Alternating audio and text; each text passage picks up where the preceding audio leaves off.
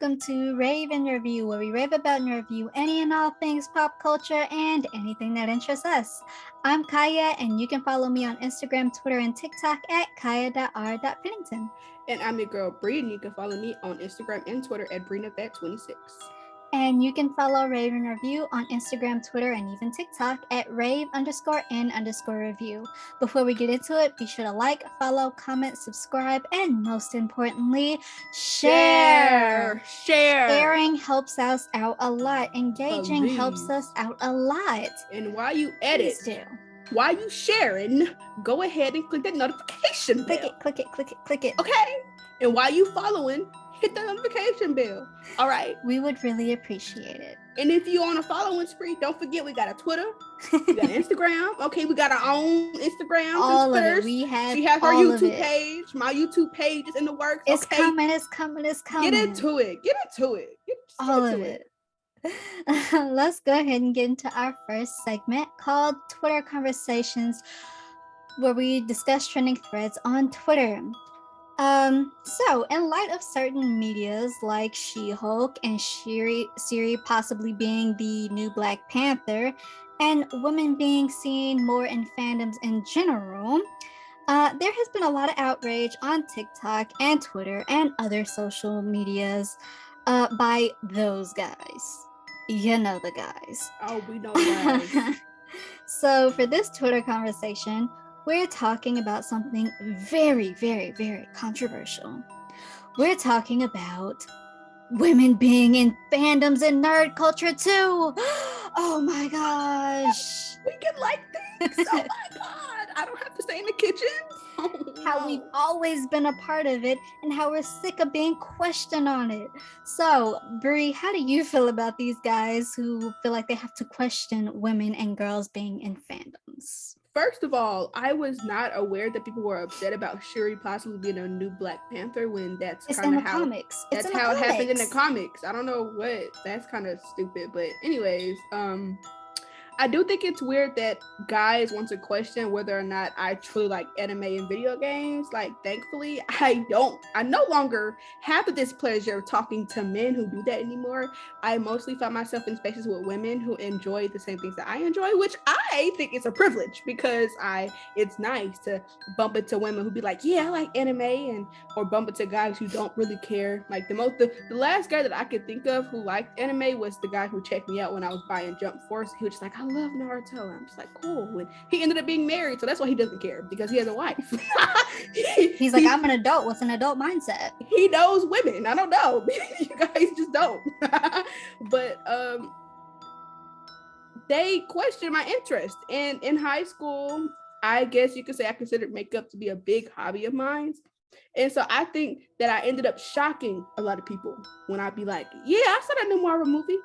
Or I start talking about anime, they'd be like, stick to, when this one girl had the audacity, gumption, and gall to tell me to stick to makeup, Kaya. I'm like, the pick-me's. Yes, that's what I'm saying. So it's not only men who do it, it's the women, who try to be like the other girl. You know what I'm saying? Be like, oh, I can only be friends with guys, you know, those kind of But girls. they're not even like guy interests. How'd that work? Yeah, like, you know what I'm saying? And so like, there was a point where I would try to insert my opinion on certain things, and they kind of like disregarded. Like, I one time I had to talk to some folks about Hamilton, ironically, and I had the idea. I was like, I felt like Eliza in the play didn't tell Hamilton's story. Aaron Burr did. Because to me, throughout the play, he seemed to be the narrator. He kind of popped up throughout the time and just told the story. He was at the beginning. He introduced Scholar Sisters. So I felt like he was the narrator. They're just like, oh, shut up, Bree. I'm just like, bitch, you lucky I'm nice now. You lucky that I have some kind of decorum. Because I look back on it every day and I'm angry that I didn't curse that girl out. She lucky. She caught me on a good day. Anyways, it's like they like when Megan Thee Stallion said that she liked anime, they're just like, oh, Philly, she doesn't like anime. They was mad that she was Tina Todoroki Tina. Like, girl, get over yourself. Like, I don't know. I guess like they get angry because it's like, well, what I liked, nobody thought it was cool and I get bullied for it. I'm just like, sir, you didn't get bullied for like anime. You got bullied for running down the hall like Naruto. Yep. That's why you gotta believe. I'm sorry. No one cared about your Pokemon cards. I do. No, I'm not talking about that. Anyways, I just think it's weird because like they see women and they just think that we have feminine interests. But little did they know, I grew up. I was a daddy's girl, and I have 3 brothers, and so I would watch sports with them, and I would play video games with them and do guy stuff. Like I really didn't become like a girly girl until like I don't know, like 11th grade, and but I was I was that's me, and they get I guess people get confused when they see that a girl can kind of be a girl and still like dude stuff. And then there's the girls who get mad when I do it, and then the guys get mad when I do it, and then it's like you can't win. You can't win. The pick-me's get mad, the nerds get mad, and all of a sudden I just can't have interest. Mm-hmm. I can't like things. They'd be like, "What games you play, huh? You like video games? What games you play, huh?" And I'd be like, "Oh, I like Call of Duty, Apex Legends, maybe a little Sims 4." They'd be like, "Who do you main? Prove it. What guns do you shoot with? Who do you play with? You know what I'm saying? Where do you play? What console?" I'm like, it's an interview. I'd be an interview. I'm not gonna play with you anyway, sir. I don't know. But anyways, I just feel like and then about the other girl thing, it's like they're the kind of girls who, like I said, who be around guys and be like, "Oh yeah, I just find it easy to play with guys," and they kind of support and reinforce the misogynistic viewpoints and opinions of the guys that they hang around with all the time, and not knowing that they're kind of being counterproductive towards themselves and taking away their own rights. But that's honestly a very common amongst women. I don't know why. It's like it's kind of like the Uncle Ruckus syndrome, but for women. It's like they're confused. It's very frustrating though when you come across that, because it's like, I like what I like. Why are you questioning it? Can I not just be me? And it kind of, I think people have a really bad habit of trying to put people in boxes, mm-hmm. and put themselves into boxes too. Like the whole thing, or I'm gonna be this aesthetic and stick to this aesthetic. Like, just and then make it your whole personality be. Yeah, like my therapist told me, she was just like, "Bree, just do you. If you like a lot of things, then like all them things. If you like, just do you. Just do you. Anyways, Kaya, tell me about your experiences of the other girls and those guys. So, before I get into that, Jinkies, can you guess who I am? I just wanted to throw that out there. Anyway. My glasses. Help me find my glasses. So, my rant is kind of it's gonna weave in between like women in fandoms and just like being a quote unquote true fan for people in general, but it's all gonna come back to women because this is the specific thing. So one of the main talking points of these kind of dudes is like, yeah, when I was in middle and high school and stuff like that, I got made fun of and girls didn't want to be around me and da da da da. And it's like, yeah, there were some people who were just really, really rude about it. But like you said, for the most part, you were not judged because you liked anime. You were judged because you were running down the hall Naruto style. You were judged because you were sitting here pulling out your Pokemons and your Yu-Gi-Oh cards, talking about, yeah, well, let's duel, to people who would not get the reference, and then you wondered why they think you were weird. Like, they did not get the reference, so like. Now I get if it's like the pick-me's, I can only be friends with guys, and so like they're trying to insert themselves into these fandoms and they know nothing about them. I get that. I get that because it's like, you don't like this, you don't know anything about it, and that's okay. Just be for real. Like, that's okay. You don't have to. That's fine. That's one thing. I get that, but when girls are genuinely like, yeah, I'm into that. Y'all had to hit him up with that. Yeah, we'll prove it. Like Dragon Ball Z. I'm a Dragon Ball Z fan. I'm not. Dragon Ball and Dragon Ball Z. As far as Super and all the GT and all that goes, it wavers. But so how many times is Frieza called the Saiyans monkeys? Or how many times is Vegeta referred to himself as the Prince of all Saiyans? Some stupid mess like that people aren't gonna know they're not gonna know that because at this point that's a running gag. Vegeta being like, I'm the prince of all Saiyans, and this low level Goku Kakarot has like that's a running gag. Kakarot. Frieza calling the Saiyans monkey, like that is such a running gag because like cut you off, but have you seen the newest RDC World Anime House? I have not seen it yet. God. I know. I have not seen it yet. It's on the way. When you said monkey, I couldn't help when he said, "Come on, your shorts, grab the ball." That's what they are. Like Saiyans are literal monkeys, and so it's like he would taunt them like that. And that's a running gag. And so if you have accurate numbers of how many times this has happened or this has been, you're all the more weird for it. Because why do you have accurate numbers? RDC World, speaking of RDC World, like how they're all in this fandom, like if I'm ever judged for liking them, it's like, oh, you're not supposed to like them. You're a girl. They do comics and they do video. Okay, and I also have 3 brothers, and ironically, they introduced me to them. Exactly. I was sitting here playing Resident Evil with my oldest brother, and like Sonic with my other 2 brothers. Like it's literally, I would play. Yeah, they had me out here playing Madden. Okay, I was out here playing Madden and 2K with my brothers. Okay, and and then I think it's really bad when it's like stuff like comics and stuff, because it's like, oh yeah, you're such a Marvel DC fan, tell me what happened in this comic at this point, this exact page, in the verbatim words, year included, or the year is 1968. Who was gonna know that? Maybe I got time to remember all that stuff. Because I will be the first one to tell you, breaking into comic world is hard. You have to pick a universe to stay in, like the current universe that the movie universe is in. If you want to go that route, you have to figure out what comic that starts from, what character you're gonna start from, and because like they take so much out of the movies that are like stuff that is essential to the comics, so there are a whole bunch of other characters that aren't in the movie universe yet, or just like aren't in there in general, but they're in the comics, and now you have to follow them too. That's a lot. That's a lot. Hot mess compared to Japanese manga.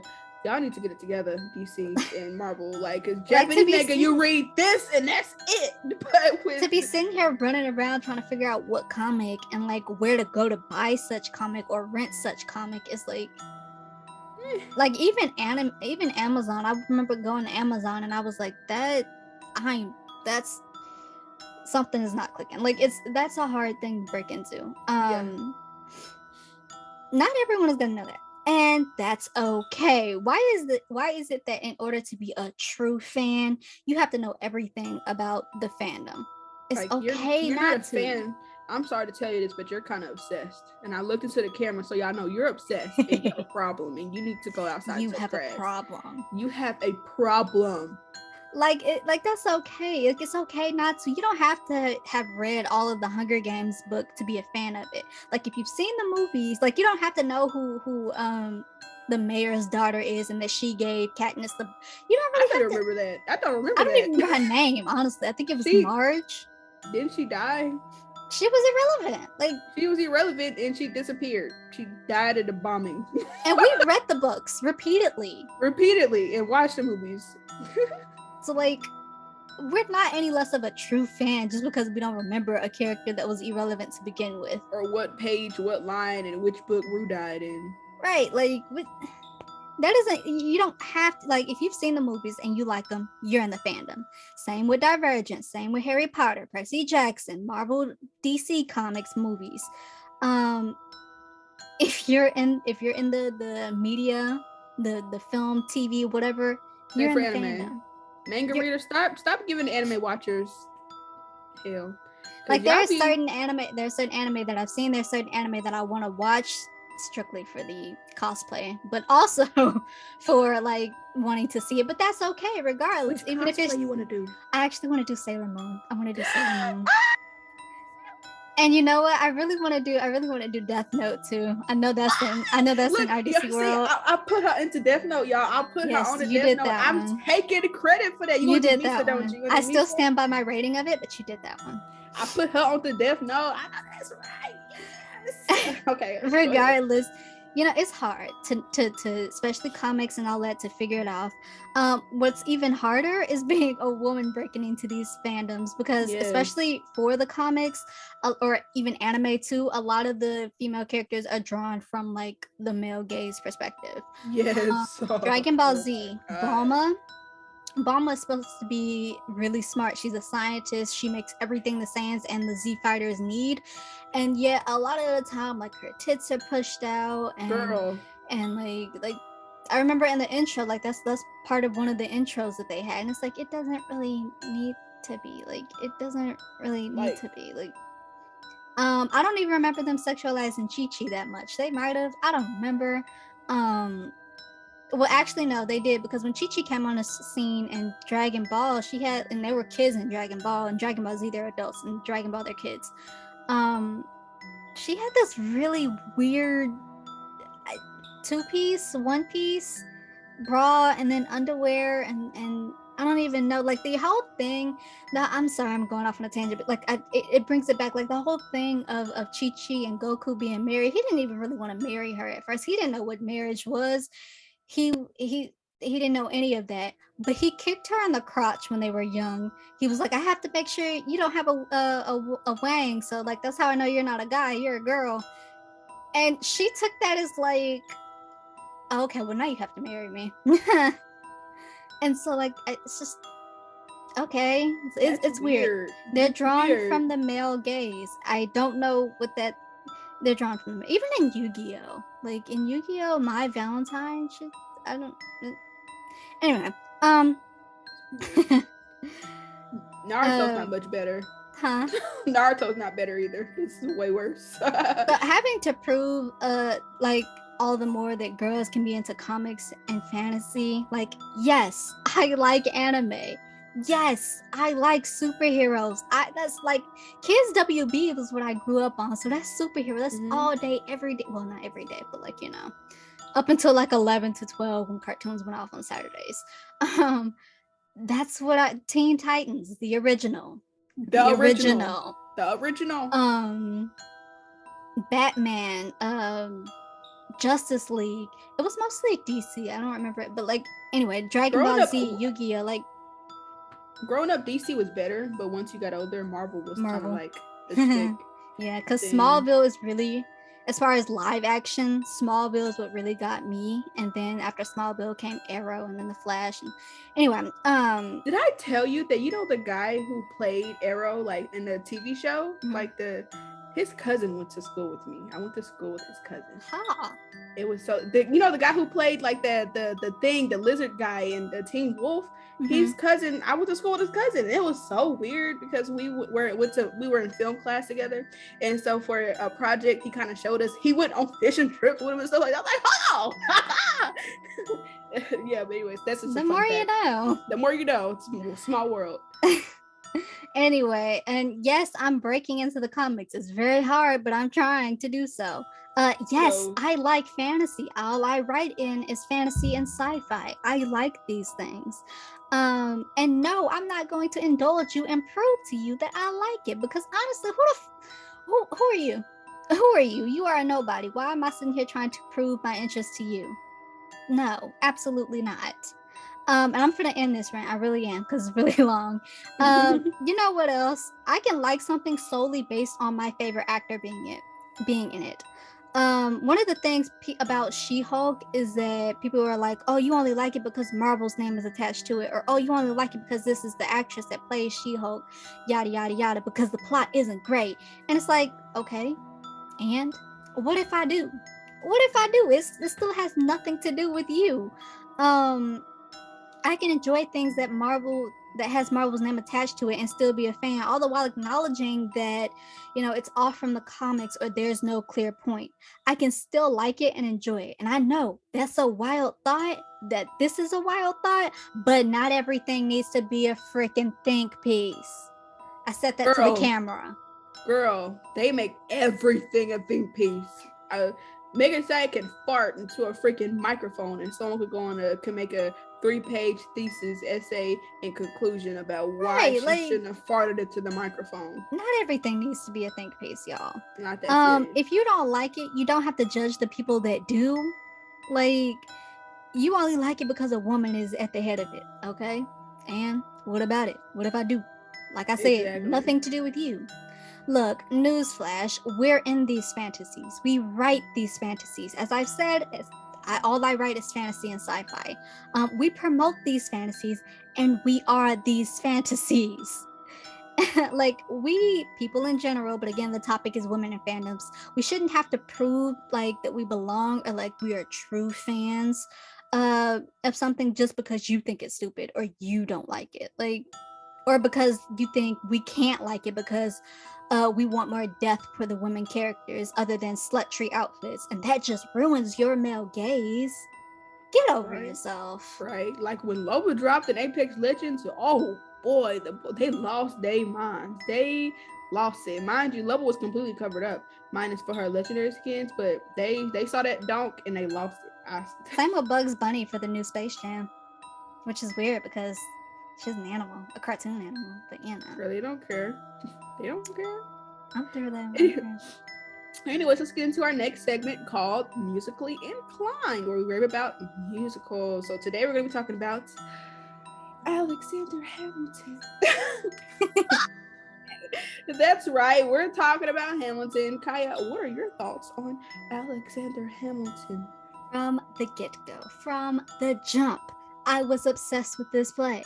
And I do mean obsessed. I mean, I know every lyric to every song of this 2-act, 2-hour play. Look, I honestly don't remember learning much about Alexander Hamilton growing up. I knew he was on the $10 bill, but like that's about it, which is weird when you think about it because he's supposed to be a founding father, I believe. And from like elementary to at least 6th grade, they love to talk about the founding fathers in history. But they left out Alexander Hamilton for no reason. Did not hear anything about it. And he's probably the most interesting of them all. Him and then Ben Franklin. Like, yeah.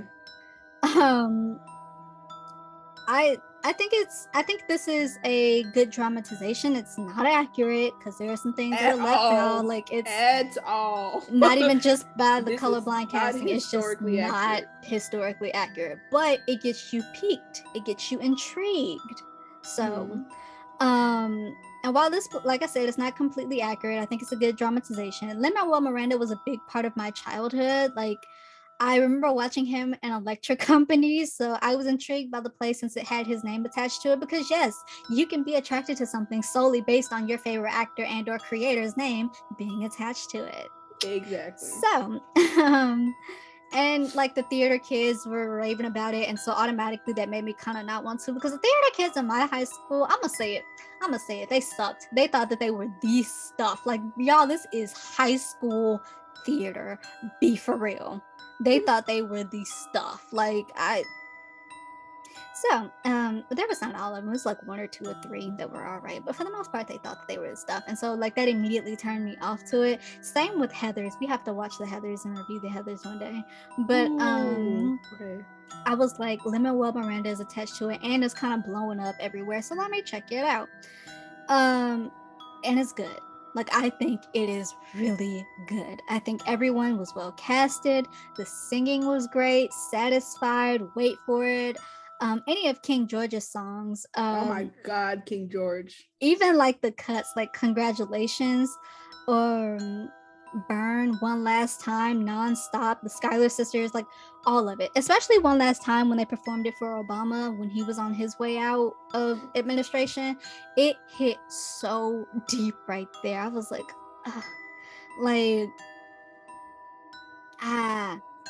and for Nonstop, I almost be dying trying to sing every part of that song. Like, I love it. I love this. Like, let's move on though. Because I will sit here and name the whole soundtrack. Cause it's not a skip on it. It's not a skip on it. I will sing the whole soundtrack it's right not a here, skip on it. right now, right here. So, I will say this.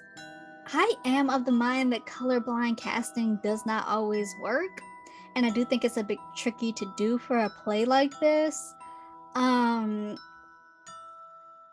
But like as we've said before, who was gonna watch a bunch of white men Nobody was gonna dance watch and that. rap and try to be cool for 2 hours about the founding fathers? No. What white man was gonna watch Hercules Mulligan?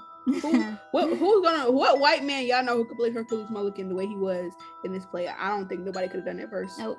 Honestly, him. I went to see it live back in February and they were great. They were great. But my ultimate dream is to see it with the original cast. Like and but if I wanted to watch white men dance around and try to be cool, I'd watch Glee. Honestly, like I watched Kurt twirl his little fingers. Thank God Glee ended before Hamilton like stepped onto the spot. Listen, they would have destroyed it. Like I'm sure some covers might have been decent, but ain't no way. Thank God this ended. I think they would have done. I think Lea Michele would have sung "Burn." Oh yeah. If they would have made it a duet between Leah and Quinn for no reason, because like it's not even a. Anyway, no thanks. Now this play is one of the few that can make me feel sympathy for the villain. A white founding father at that. Talking about Burr, of course, not Hamilton. But Hamilton is a bit problematic too. They say he had slaves in his name. I don't know if they all had slaves. Right. Like I don't know. I don't know if he made use of his enslaved, because from what I heard, they were given to him and he released them. I don't know. So he's a bit problematic too. But I'm like, he's not a saint, but I think he might be compared to the others. Like I really would say.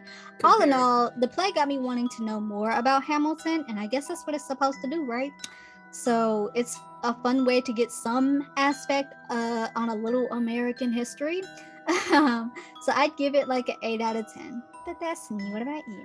Unlike Kaya, it took me a while to get onto Hamilton. But I'm gonna say this. I was like, hey, Bree, Hamilton, get on it. And she was like, oh no, I don't know. And then her theater teacher was like, hey, we're gonna do Hamilton. And then it was like a few weeks later, she was like, Kaya, Hamilton. Oh my gosh. I was like, don't talk to me about Hamilton. Do not talk to me about Hamilton. She was so mad at me, y'all. I was upset. I was gonna force her to sing Scholar Sisters with me. Like, I remember y'all would try to get me to sing Scholar Sisters. I'm like, I can't sing this. And then I started to like it, and I was obsessed with it. And I'm sorry, I can now recite every single lyric from every single song, unashamed. I'm sorry. And first things first, I want to say that I enjoy Lin-Manuel Miranda as Hamilton. A lot of folks didn't like him because they felt like he couldn't sing, but I think that the way he portrays him is accurate to Hamilton in the play, because Hamilton's supposed to be like this scrappy kid, this scrappy immigrant who's trying to claw his way to the top and start a revolution and being like make a name for himself and start a legacy. I think this scratchy voice works for him. I think he did a good job. I also really like the guy who plays the king. The way he sauntered onto the stage and he fully embodied the role. And he, honestly, the king is one of my favorite characters. I also like how in the play they have to do realism, because they also have the cameras all up in their faces and stuff like that. So they have to act with their face. Like usually in theater that you try to move in a way that even the people in the back row can see what you're doing. But obviously nobody can see the king stick his lip out like this. Like nobody in the back row saw that, but he did it for the camera, and I like how they had to incorporate realism and overacting into this play. I like it a lot. It makes it funny. It makes it realistic. It makes it cool. I like that. I like it a lot. And so, I'm sorry. I also think it's interesting how Hamilton cheated on Eliza. We don't know that for certain though. Like that was just dramatized. We don't know what happened in real life. Well, in the play, he cheated on Eliza, okay, and it's crazy with her sister. It's because so he met her first, and it kind of seemed like Hamilton was down for any scholar sister, okay. If Peggy was of age, he probably would have got with Peggy. And back then, we don't know. Maybe he would have still got with Peggy, because we don't know how they got down. That was weird back then, okay? But it seemed like he was down for whoever was willing to take him. And I always thought that was weird. Like, why are you're a throuple. thing. A throuple, and Eliza didn't know. Maybe she did. It got weird when Mariah came on the scene. Mariah Reynolds. Oh yeah, I like Mariah. Get that bag. Well, anyways, I don't know how that went down. Kind of it's a little sus, but it seems like Hamilton was an opportunist. Like he was just there for whoever. And Angelica was aware of this, by the way, but she still tossed them to Eliza. She was like, no, this guy is broke and he is penniless and he is trying to get with us. So I'ma just you take him. She pushed him to her baby sister. I'm just like, that's kind of crazy, Angelica. That's kind of wild. That's kind of. She saw the dog in Hamilton, and she still sent it to her sister. That's crazy. It's a charming kind of dog. A charming kind of dog, right? A Casanova. That's what you call it. Right. That's what you're calling him. Right, Casanova. Anyways, also, I love Renee Goldsberry. I love her. She played a character in Rent. And she is just such a great actor, so talented, so beautiful. And we need to review Rent. If we're gonna do Heathers, we're gonna do Rent too, okay? Because she did her thing in Rent. And I also remember when people were upset about the immigrants, we get the job done part. Be for real. That was funny. That was hilarious. Because most white people in America are descendants of immigrants. Like, get over it. That's why Hamilton couldn't be president because he's an immigrant. Really? That's what it. Yeah. He wasn't like fully white. He was, yeah. Girl. Shocked me. Anyways, I love the references to rap music, like the 10 Dual Commandments. It's a reference to Biggie Smalls' 10 Crack Commandments. And if you don't know, well, now you know, Mr. President. Like, that's also, I think it's because Biggie's like me from New York. And so also it's hard thinking about how New York is a historic state. Right? This play reminds 13 me, colonies. Yeah, this play reminds me. This is one of the original 13 states. I can't think of it as historical. I'm sorry, I can't. But anyways, all in all, I do love this play, and if I had to rate it, I think it deserves 8.5 out of 10. It gets that 0.5. I don't know. I forgot why I gave it 8.5. I wrote this last night, but I don't know why I gave it 8.5. But it has 8.5. It just do. It just do. It makes it look cute. Okay, well, before we get into our next segment, let's take a minute to send it over to our promoters so they can let you know where to find us. Where y'all gonna find us? Let's go check them out. Like what you're hearing? Follow us for more. We're on Apple Podcasts, Anchor, Spotify, and YouTube. And don't forget to share, like, and comment. Woo! You know you love us. Thanks, promoters. Now, let's get into our next segment. And from one musical to another, let's get into our last spooky movie review. That is going to be such a loud sigh. Sorry. Let's get into our last spooky movie review for October. And today we're talking about Rocky Horror Picture Show. Now, that's not the full title, but that's the title I'm going with. This follows Brad and Janet, a young engaged couple whose car breaks down a few miles down from a weird castle. They trek back to ask the castle owner if they have a phone that they can use. As this is set in 1970s, so like no modern cell phones. The horror. I have to remind myself of that. So once inside the castle, they encounter strange people with strange festivities. They also meet the man of the house, Dr. Frankenfurter. We find out that he and his servants are aliens from the world of transsexual Transylvania. From there, the couple spends a weird night in the castle and try to stay sane in this insanely strange adventure. So, Bree, your thoughts? It was a journey of learning, of watching this. Okay, I first was introduced to this by The Perks of Being a Wallflower in middle school, which is weird because like it's like they perform it like a really small snippet of the movie and then they kind of carry on, and I was just like, Rocky Horror is just like the I don't know, starting point, the high. I don't know. It's like a standard for everybody to perform it at least once, no matter the company, no matter the stage you are in your theater life. Really? I don't. I saw it and I was just like, interesting. I was a little intimidated. I'm like, they putting that man in a corset. Now this is me in middle school now, y'all. Well, I was learning. I was like, hold on. It was a little intimidating, but I kind of figured it was like a fake play made for the movie. Don't call me uncultured, but I was a kid, okay, and so I kind of like ignored it. It doesn't mean she's not a real fan, right?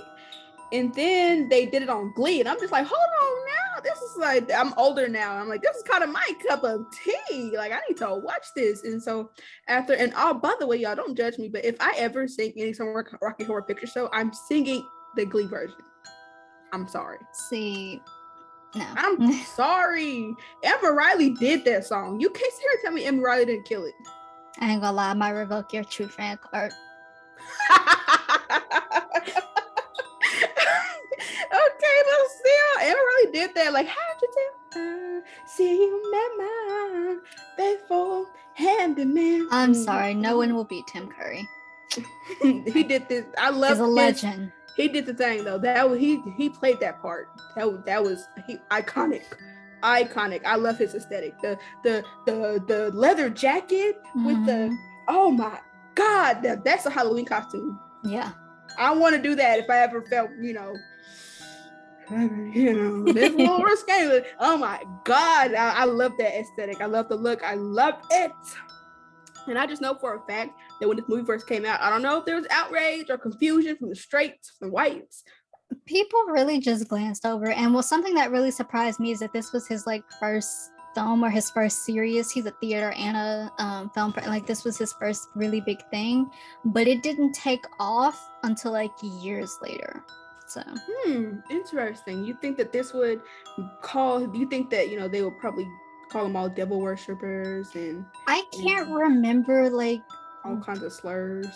I can't remember like if it had like really outrageous thing back in the day. I think it was glanced over. I remember one of my aunts talking about people would go into the theaters and you could interact with the film because like in the film version, the DVD release and whatnot, they have this thing where there's an audience actually watching this on stage. And so when Janet is like, oh my gosh, if only we didn't do this, if only we didn't do that, the audience is like, but you did, but you are.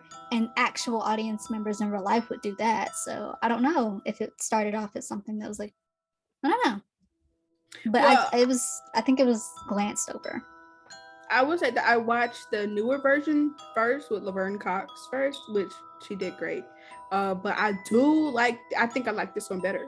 I think I like this one better. I think it fits the vibe. It's supposed to be like some kooky movie kind of thing, and I think modernizing it doesn't make sense to me. I don't think making it modern is kind of stupid. I think that it's perfect for the time. If you remake the movie, it needs to be set in this time. There's no reason why it should be set in a modern day's time. Like I think it's kind of stupid. Like because it would be over because all he had to do was call AAA. Like right, like AAA, hello. Like it's hard to find. You have to be in a really rural part of America to not have any cell reception. Like you have to be in the boondocks in the Appalachian Mountains, sundown towns. Oh god, girl, let me not get into that. Oh, but I love the song and the musical. I think just like Hamilton, the sing-along ability is high because I sang the Time Warp with them. Let's do the time warp again. Also, I love how Janet like got with the guy, the makeshift man. Oh my god, that was fun. So much. I'm gonna get into that. Remind me about that because I didn't put it in my notes, but remind me. But this movie really inspired me to want to watch more older movies to film. I feel like I'm missing out on a lot of good stuff. So I like the vibe. Should I rate it? Oh yeah, I'm gonna rate it. Let's see.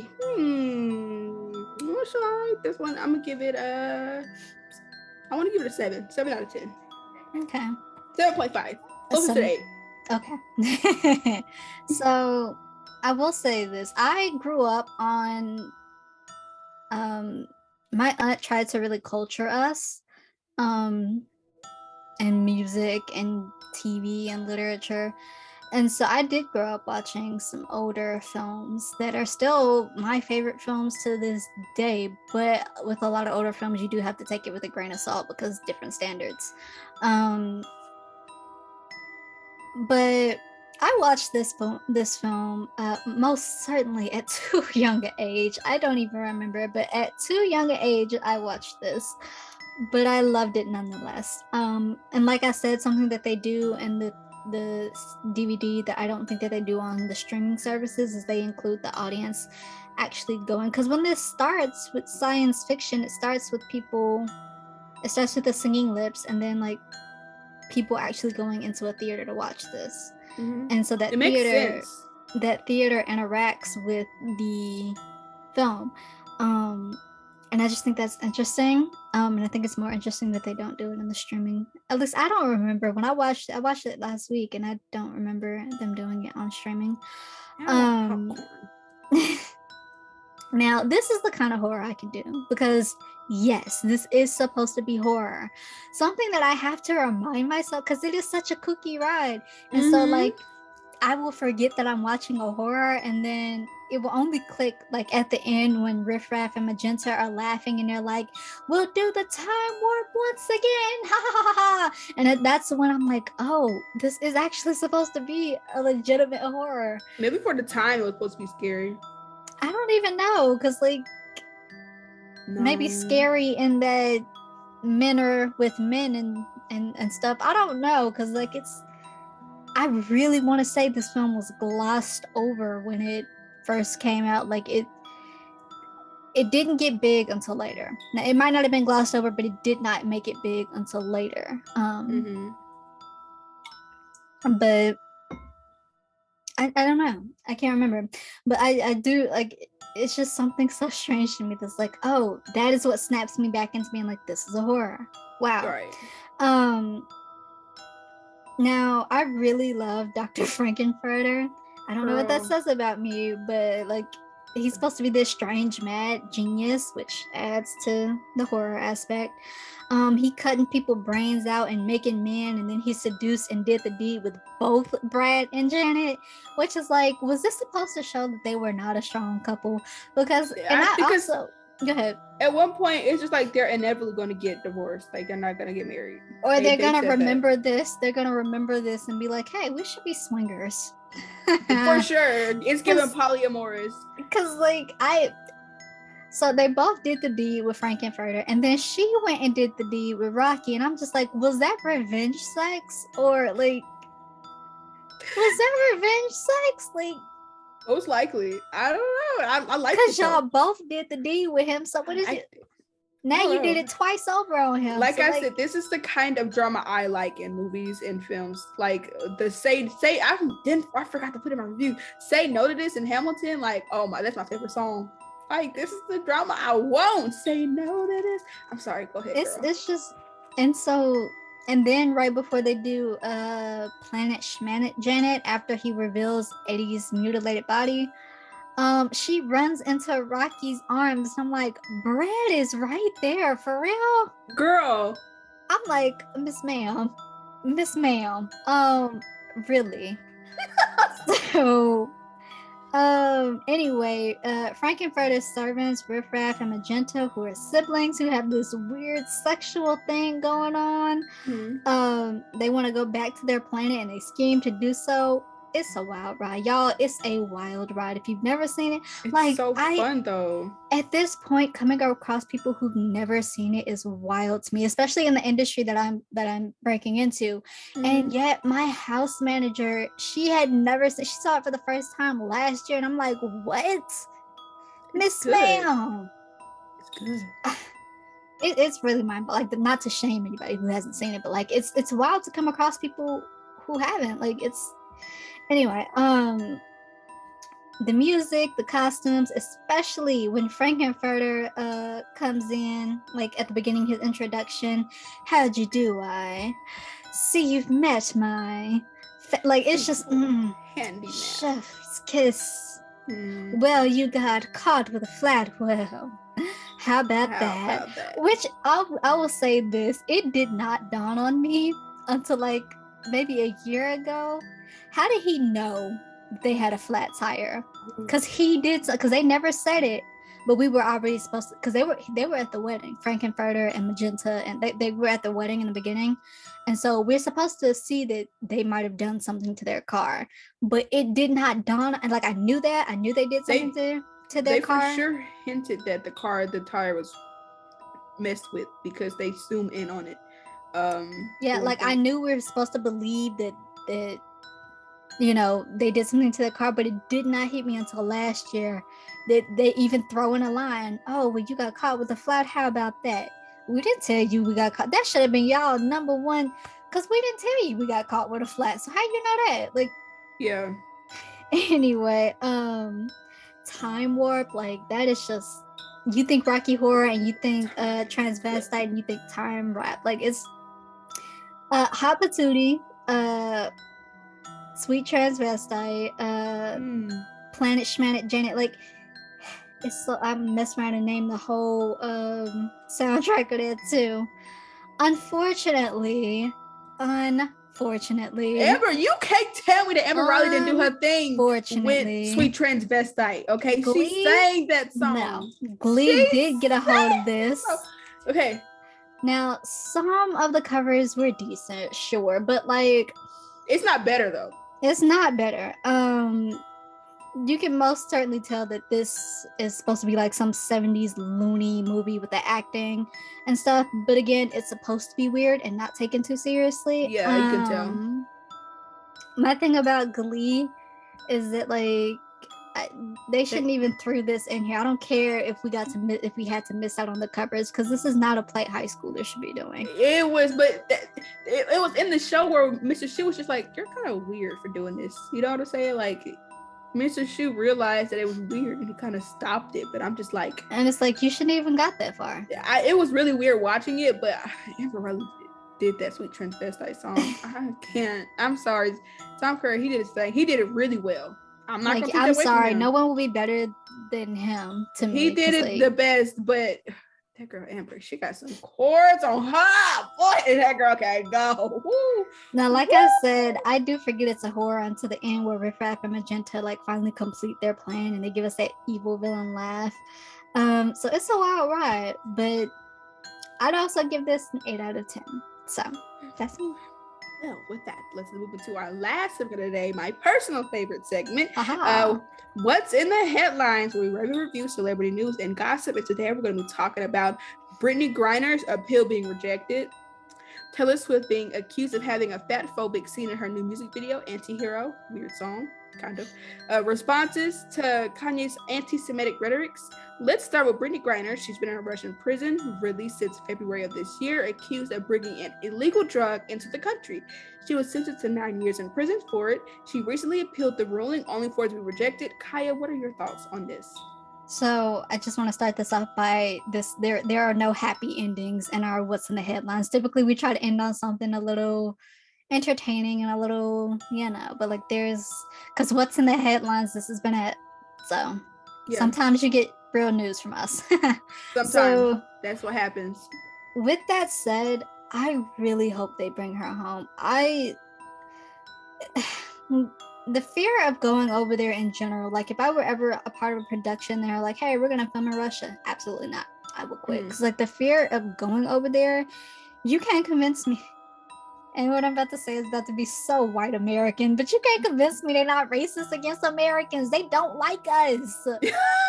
They don't like us. You cannot convince me otherwise, and you cannot convince me that them holding her there isn't strictly political. That's all it is. Yeah. 9 years for a petty crime. Like, no. No. Which actually I guess might be on par with Americans, because like you get how many years do you get for like a first offense of marijuana? So that's true. But regardless, 9 years.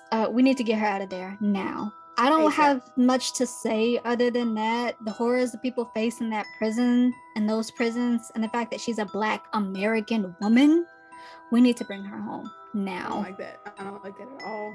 And I also want to say that, like, you know, usually we cover entertainment news, but like this topic is clearly not entertainment. Okay, so to make that clear, it's not entertainment. We're not trying to laugh at it. We're not trying to make light of it. This is real serious. news. But we feel like we want to talk about it, and so like we said on this podcast, we talk about whatever we want to talk about. If you feel like we want to talk about it, this is our podcast. That's what we want. So if you got a problem with it, you gotta talk to us, okay? We are the producers of this show. This is our show. Thank you. Make that very clear.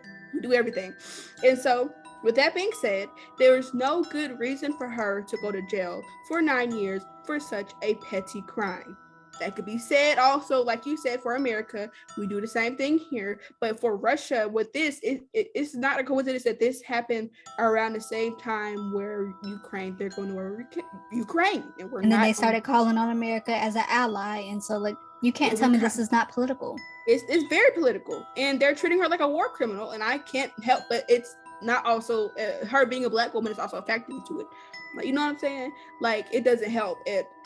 I don't think that this will be happening if the war in Ukraine was happening. I'm sorry. And there has to be a way to bring her home, or at the very least reduce her sentence. Because I feel like 9 years for, it wasn't even that much weed, Kaya. Like, they act like she was shipping stuff over there to sell it. She was It's not even the weed. It's something that was in it, some small dosage of something that they don't allow, some substance that they don't allow.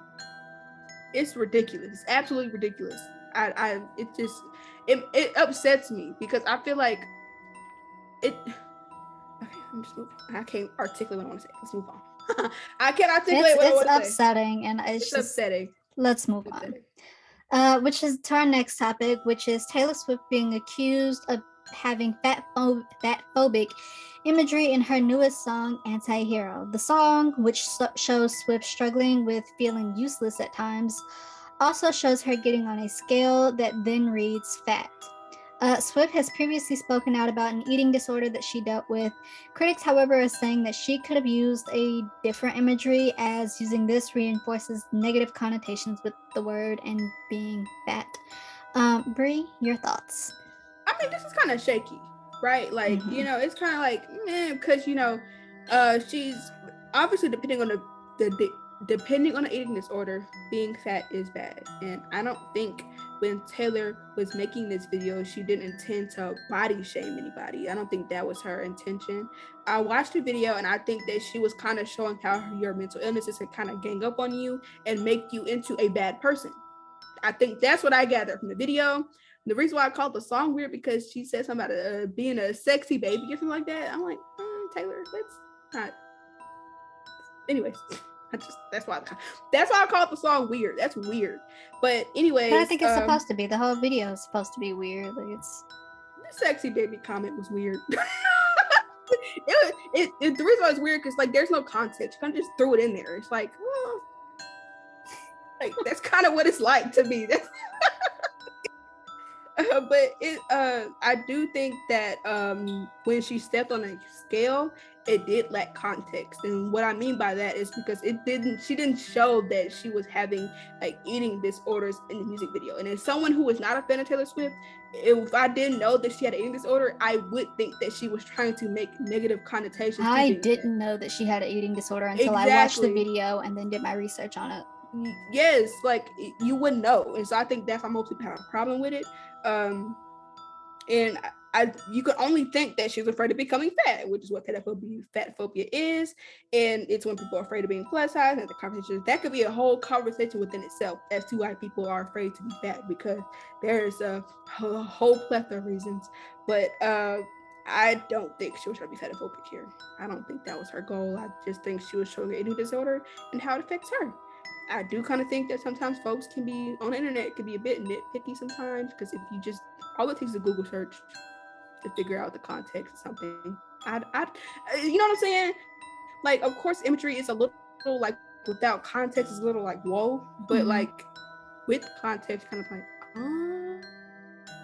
oh, okay. Like sometimes music and art, you kind of gotta to look a little deeper into it. It's not always surface level things, and it's really annoying when people try to nitpick and stuff. Like, I don't think it's nitpicking, but I do think that like sometimes you kind of just be gotta. It's a Google search away. You know what I'm saying? That's what I think. So I'm equally split on this. On one hand, she did suffer from an eating disorder and felt useless, and that's what the video and the lyrics portray. That is what I saw. Everyone knows that you have to look a certain way for Hollywood, and I'm sure being a size 4 is being fat to somebody Ooh, up there. my size 16. So I'm sure. I'm sure she felt ashamed and had to unlearn that unhealthy thought process. Mm-hmm. And I do see it. And let's be honest, most times she does get a lot of unnecessary hate. From me. And if I'm honest, I think it really all streams back to the person in the next topic that we're about to talk about. Yeah, for sure. She gets a lot of unnecessary hate, so like I get it. However, on the other hand, and this is gonna sound intolerant, but I'm gonna try to say it with the most amount of empathy that I can. This somewhat reminds me of that scene from White Chicks where the girl was talking about how she was fat and she was like, "It's Tina the talking tummy." She grabs a piece of her skin and makes it talk. Yeah. And so on the one hand, it shows a serious body dysmorphia, right? On the other hand, you see how, I'm sorry, for lack of better words, you see how ridiculous it is. Mm-hmm. That'd be like me calling myself fat, and I'm 110 pounds max. Like, I'm sorry, like, call me what you want, but you will never get me to label myself as fat because I'm not, and I'm not gonna claim it. And what I mean by that is I'm not a plus size woman, and I think that invalidates the struggle that a lot of plus size people go through. Being like, oh, I'm fat and I don't like myself, and you just don't understand how hard. And I'm not saying that's what Taylor is doing, but like, I'm not saying that's what Swift is doing, but like, just like, that is kind of when people do that, that's kind of what my first mind goes to. And it's just like, you have no idea. You have no idea. And it's like, be for real. I have trauma from shopping, guys. And so like I won't claim it because I think that invalidates, because I don't have a right to claim it. I don't have a right to claim that I'm plus size. Like, I know the struggles of being a plus size woman. I don't. And I'm not like, and not to invalidate the issue of Swift dealing with her body, because it's a tough world for women in the spotlight. And not to suggest that you get over it with time and age, but she's like a 30-year-old white woman. Like, She 30? Yeah, she's 32. It's like, you're the standard. Words hurt, and they do have a way of making you second guess yourself. But if you can't take comfort in anything else, take comfort in that you are the standard, and you're blonde too. Do you have blue eyes too? I don't know if she has blue eyes, but like, you are the standard. And I know that sounds harsh and intolerant, and I don't mean it to be. I really don't. Swift is an artist trying to convey the struggles she's having or have had with herself. But there's a part of me that feels like she could have used something else. Just like there are going to be some that will say, I could have articulated this response better. I feel like, at least a part of me, because I do get what she was doing, but I feel like she had to see that there were going to be some that were going to see this as her using fat as a negative thing.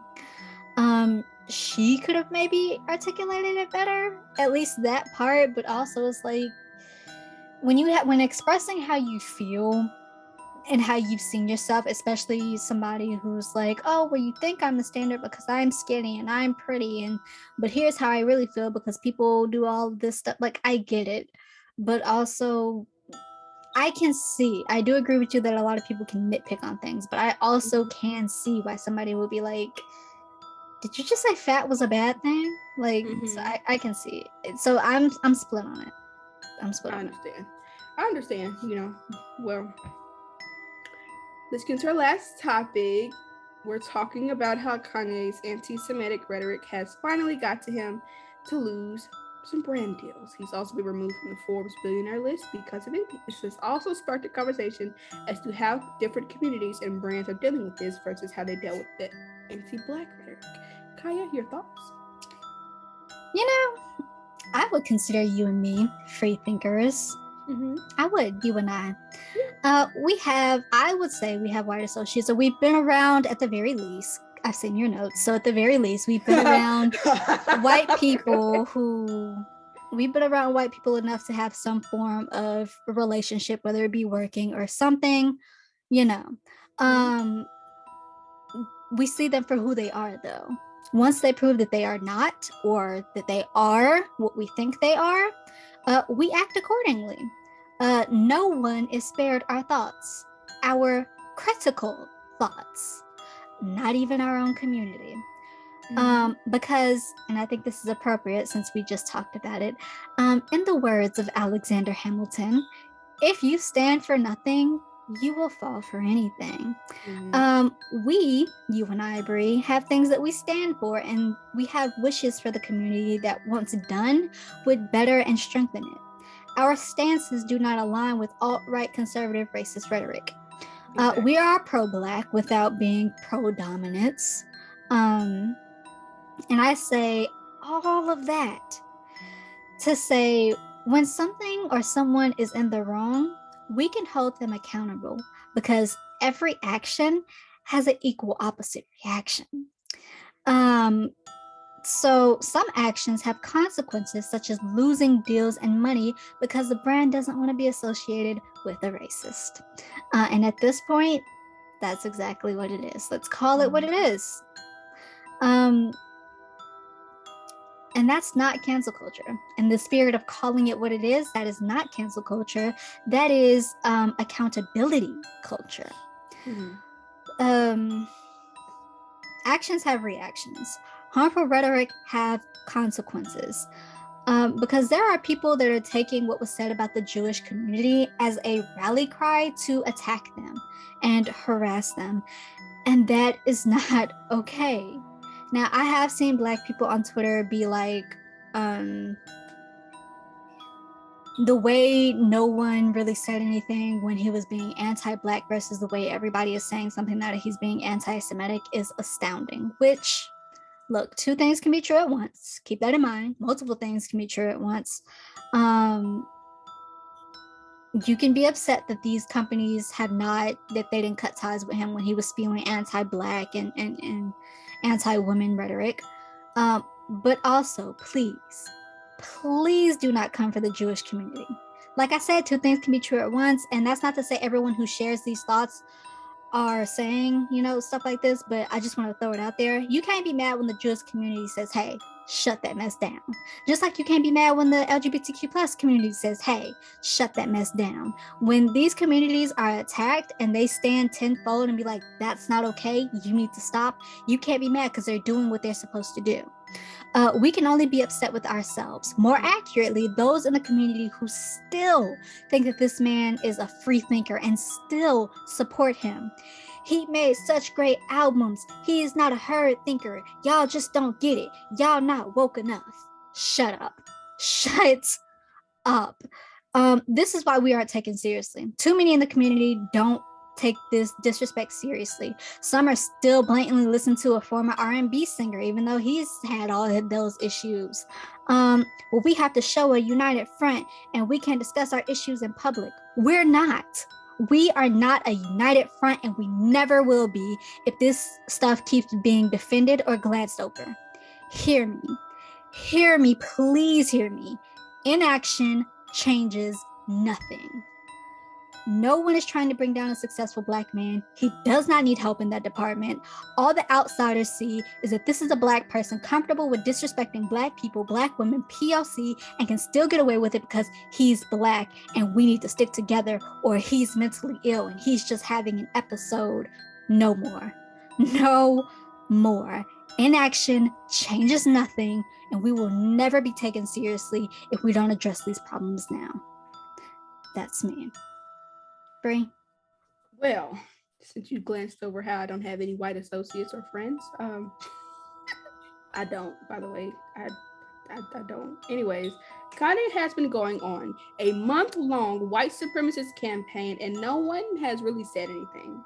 And well, people said anything, but I don't think they cared as much, and I don't think they care because he's a black man, right? Like, I don't think people take black white supremacists as seriously as they would take a white supremacist. And let me make this clear: mainstream media does not care about white supremacists. They don't care. They don't care. Donald Trump would not be in office if that were true. He's a white supremacist. And so, with that being said, I don't think that a lot of people realize that Kanye and Candace Owens are and were and are still being used by white supremacists to be like, look, this one is he's They're different. the good ones. This is the good one, and they don't understand that. Like, y'all are kind of like glancing over the fact that he is used. He's being shown as the pillar of the black community to white supremacists, and I don't think y'all are. I don't think they're like understanding that. They don't. Y'all keep making excuses for him. You know what I'm saying? And let me make this clear. In almost every single interview Kanye has done, he has clearly been out of his mind. However, every single thought, every single word that has left his mouth is his opinion. Whether or not you want to say that he's having a manic episode, whether or not you say he's a narcissist, he is a narcissist, but it's his opinion. So therefore, it's still to be taken seriously, considering the fact that he has a very large following, right? And so you can't say that, oh, he's having an episode. That's not a good excuse, because guess what? He's still being allowed to go on these shows and say whatever he wants, even though he is having a manic episode. And so therefore, it needs to be taken seriously. He acts like an upset child, and and it's like he wants them to like groom his ego, right? Like, he's like, well, you forgot to mention I'm a billionaire. He's not anymore. Or how I'm a genius, or how I'm a visionary. It's like he does this because he wants people to be. He's doing all because he's genuinely upset that people aren't grooming his ego. Top peak narcissism. Exactly. And so that's where I think all this anti-Semitism stems from. I think he was probably slighted by one or two Jewish people, and now all of a sudden he's anti-Semitic. That's where I think it comes from. And I also think that okay, how do I say this? It's like he calls himself a Jew. And I know that there's a lot of black people who think that Hitler was on real our side. Jews, yeah, like he thinks that he's a real Jew, and he's using that as an excuse as to why he's able to say these things. And you know the crazy part, Kaya?